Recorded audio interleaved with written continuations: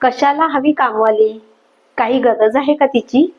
ज्यावेळेस मी झाडू मारते ना, त्यावेळेस झाडू अगदी वर्षभर टिकतो. आता मला कधी कधी विचार पडतो, कशाला हवी कामवाली? बघा, जेवल्यानंतर गृहिणींना ही अशी कामं असतात.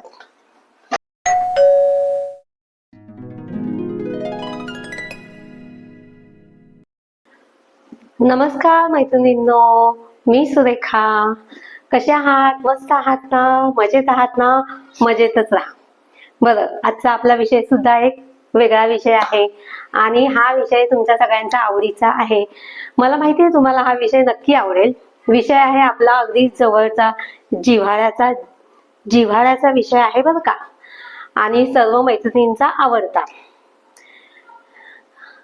म्हणजे आपलं जे जे काही काम असेल घरातलं, धुणं, भांडी, कपडे, लादी, फरशी, हे सगळे आपले आवडीचेच विषय आहेत, हो की नाही?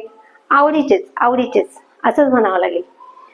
तर मग ह्या सगळ्या कामांची महाराणी त्या घरची गृहिणी आणि त्या गृहिणीची मैत्रीण, सखी, म्हणजे तिची कामवाली बाई, हो की नाही? ती आपली एक सखीच असते. तिच्याशिवाय काही आपलं कामही होत नाही, पानही हलत नाही. बरं मैत्रिणींनो, माझी कामवाली, माझी सखी, माझी मैत्रीण मला काय म्हणाली? ताई, मी तुमची ही एवढी ढिगभर भांडी घासते, तर तुम्ही माझा पगार नक्कीच वाढवायला पाहिजे. बरं, मग मी तिला म्हटलं, याच्यावर मी विचार करेल. तर आता मला तुम्हाला एक सांगायचं आहे, गंमत. हा, ही भांडी ढिगभर कशी होतात? पहा, लक्ष द्या. ही भांडी ढिगभर कशी होतात हे मला तुम्हाला सांगायचं आहे, आणि व्हिडिओ नीट लक्ष देऊन पहा. तर चला, आता ही भांडी आपण मोजायला सुरुवात करूया.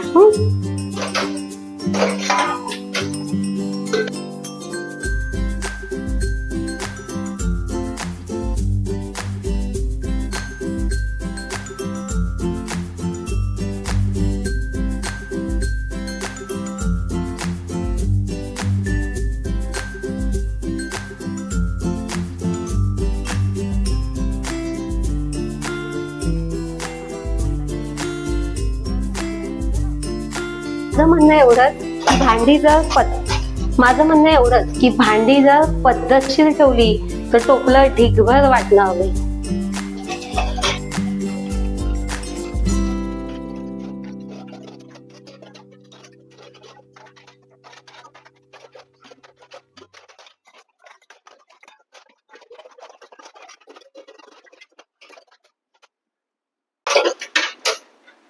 आता व्यवस्थित भांडी त्यात बसवली तर भांडी मगाच्या पेक्षा थोडी कमी दिसतात.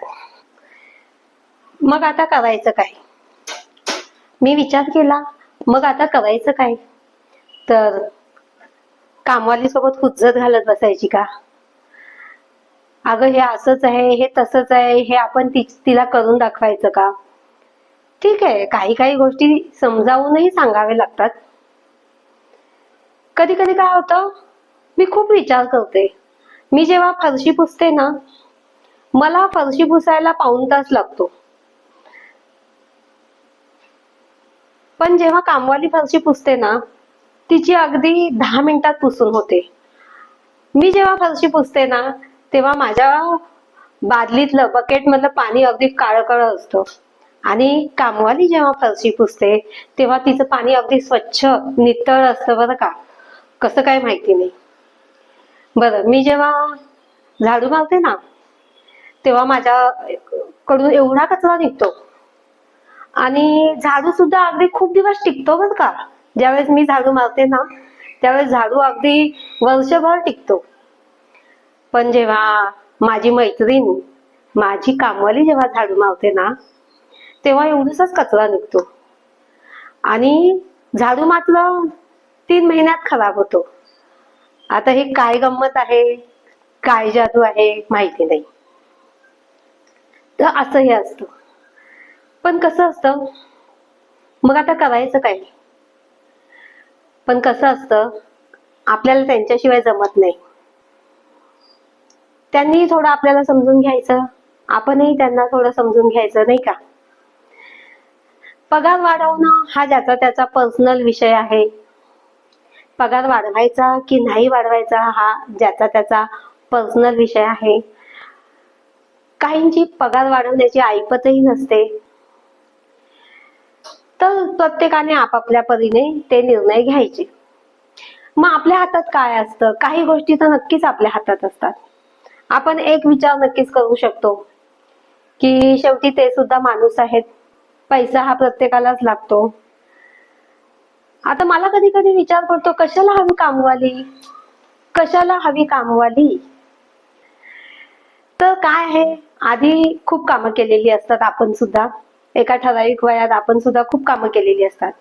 पण जसं आपली मुलं आता मोठी झाली तर आपल्याला असं वाटतं नाही की आपल्या घरातल्या प्रत्येक माणसाला बाहेर नोकरी मिळावी, त्याला पगार सुरू व्हावा. आपण आपल्या मुलांना शिक्षण देतो आणि त्यांना उत्तम पगार मिळावा असं आपल्याला वाटतं की नाही? असं आपल्याला वाटतं. तर मग त्यांचा विचारांचं तर शिक्षणच झालेलं नसतं की नाही? मग त्यांच्यासाठी आपण नक्कीच काहीतरी करू शकतो. तर मी तर म्हणेल, आवश्यकता नसेल ना तरी एक काम तरी त्या कामवालीला द्यावं. भले तुम्ही काम करू शकता, तर तुमच्या घरात 4-5 कामं आहेत, 9-10 कामं आहेत, तर त्यातलं एक काम तरी नक्की कामवालीला द्या. कारण जसं आपल्या घरच्यांनी बाहेर जाऊन कमवणं आपल्याला गरजेचं वाटतं, तसंच त्यांचं शिक्षण नसतं. पैसा त्यांनाही हवा, पैसा आपल्यालाही हवा. तर आपल्याकडून कमीत कमी एखादं काम तरी नक्कीच द्यावं, जेणेकरून त्यांना रोजंदारी मिळेल, त्यांना थोडा पगार मिळेल. एवढी तर आपण नक्कीच मदत करू शकतो. बरं, मग आणखीन याच्यात आपण काय करू शकतो? समजा आपण पगार नाही वाढवून देऊ शकलो, तर मग आपण काय करायचं की त्यांनी जर सुट्टी घेतली तर त्या सुट्ट्यांचा आपण पगार कापू नये. कारण आपल्या सुद्धा माणसांना बघा, आपले घरचे कर्ते पुरुष जेव्हा नोकरीला लागतात तेव्हा त्यांच्या वर्षाच्या ठराविक सुट्ट्या ठरलेल्या असतात. त्याचे काही कंपनी किंवा तिकडून पैसे कापले जात नाही. शिवाय त्यांना संपूर्ण वर्षाच्या मिळून ज्या सुट्ट्या असतात त्याही बहुतेक 1-1.5 महिन्याच्या होतात. तसंच मग आपण काय करायचं, त्यांनी जर काही सुट्टी घेतली तर त्यांना त्यांचे पगार कापू नये, एवढं तर आपल्या हातात आहे. शिवाय दुसरी गोष्ट काय की त्यांना कधी अडीअडचणीला अगदीच गरज पडली, काहीतरी त्यांना दवा पाणी लागतं, औषध पाणी लागतं, घरातल्या मेंबरसाठी त्यांना अचानक काहीतरी संकट येतं, त्यावेळेस मात्र आपण त्यांना ऍडव्हान्स म्हणून पगार देऊ शकतो. ऍडव्हान्स म्हणून त्यांना पगार द्यावा, म्हणजे त्यांना तेवढीच आपल्याकडून मदत होते. किंवा इच्छा असेल, आपण उदार आहोत, तर नक्कीच त्यांना आणखीन पैसे द्यावेत. हे तर आपल्या मनाचा मोठेपणाच आहे. एवढं तर आपण नक्कीच करू शकतो. म्हणजे आपल्याला वाटतं की आपल्या घरच्यांनी बाहेर नोकरी करतात, आपली घरची मंडळी, तेव्हा त्यांना सगळ्या फॅसिलिटी तिथे मिळतात.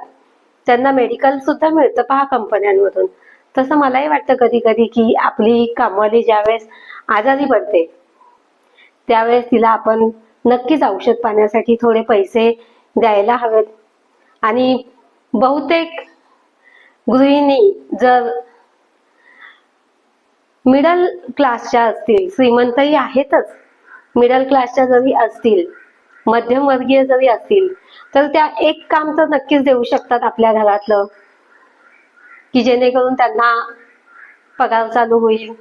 भले तुम्ही जास्त काम नका देऊ, पण आपल्याकडून तेवढीच आपल्याला एक समाधान वाटतं की आपण कोणाला तरी नोकरी दिली, आपल्या घरच्यांना बाहेर कोणीतरी नोकरी दिली, आपले घरचे मोठ्या हुद्द्यावर जातात, त्यांचे प्रमोशन होत जातात.